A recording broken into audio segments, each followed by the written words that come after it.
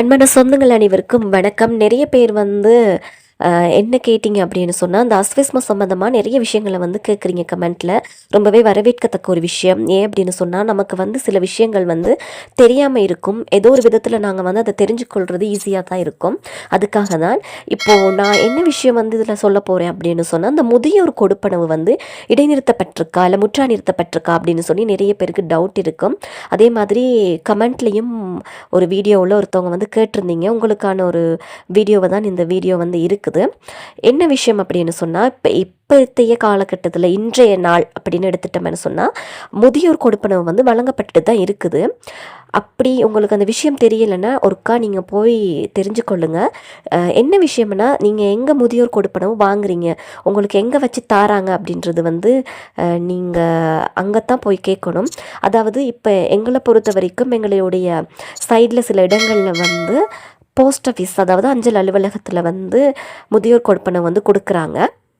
So அப்படி கொடுத்து நிறைய பேர் வாங்கிட்டு இருக்கிறாங்க. அந்த மாதிரி உங்களுக்கான அந்த காசு கொடுப்படுதுன்னு நான் நினைக்கிறேன். அதால் நீங்கள் போயிட்டு அதை ஒரு கேட்டு பார்த்தீங்கன்னு சொன்னால் ஈஸியாக இருக்கும். அது மட்டும் இல்லாமல் வேறொரு விஷயம் என்ன அப்படின்னு சொன்னால், சிலவங்களுக்கு சமுர்த்தி நிப்பாட்டப்பட்டிருக்குது, முதியோர் கொடுப்பனவு நிப்பாட்டப்பட்டிருக்கு. காரணம் அஸ்வெஸ்மை கொடுக்குறாங்க அப்படின்றபடி வேலை தான்.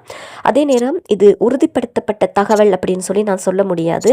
காரணம், ஒரு போஸ்ட் ஆஃபீஸில், அதாவது அஞ்சல் அலுவலக உத்தியோகத்தர் ஒருத்தர்கிட்ட நான் கேட்டப்போ அவர் எனக்கு சொன்ன பதில், இந்த முதியோர் கொடுப்பனவு ஒரு சிலருக்கு வழங்கப்படாமைக்கு காரணம் என்ன அப்படின்னு சொல்லி அஞ்சல் அலுவலகத்தில் இருக்கக்கூடிய ஒரு உத்தியோகத்தர்கிட்ட நான் கேட்டிருந்தேன். ஸோ அவர் எனக்கு சொன்ன பதில் என்ன அப்படின்னு சொன்னால், சிலவங்களுக்கு முதியோர் கொடுப்பனவு நிறுத்தப்பட்டதுக்கு காரணம், ஒரு கூட்டு குடும்பமாக இருப்பாங்க. சிலவங்க பிள்ளைகளோட மருமகள் அப்படி அவங்களோட இருப்பாங்க.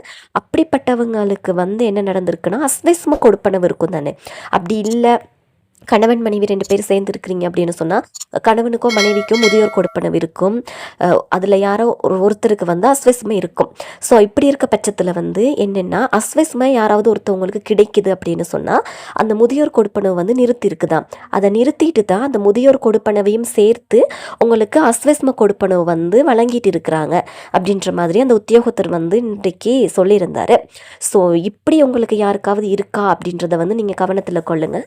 அது மட்டும் இல்லாமல், உங்களுக்கு முதியோர் கொடுப்பனவு இன்னும் கிடைக்கல அப்படின்னா ஒருக்கா உங்களுடைய போஸ்ட் ஆஃபீஸ் பக்கத்தில் இருக்கக்கூடிய, நீங்கள் போஸ்ட் ஆஃபீஸில் தான் உங்களோட காசு வாங்குறீங்கன்னா இருந்தால் போஸ்ட் ஆஃபீஸில் போயிட்டு ஒருக்கா கேட்டு பாருங்கள்.